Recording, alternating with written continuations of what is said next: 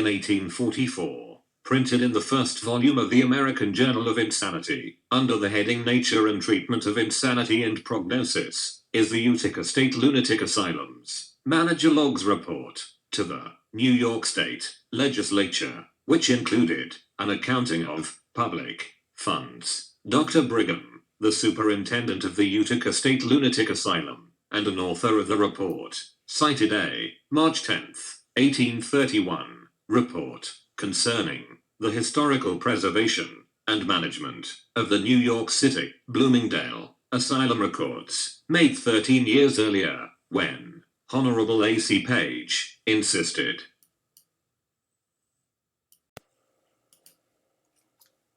that in public hospitals, judicious regulation should be enforced for recording and preserving a history of the cases of the patient, with the view of enabling scientific men to extend their researches in this department of science, and from authentic facts thus collected, to deduce some general principles for the management and treatment of mental disease.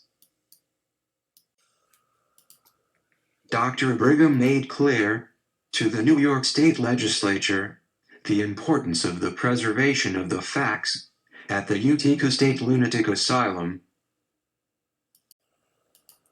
We have not been unmindful of these suggestions for judicious regulations for preserving history, and from the first have kept a case book, in which is recorded the history of each case previous to admission. We hope to have accumulated a vast collection of facts relating to insanity, from which, hereafter, useful deductions may be made.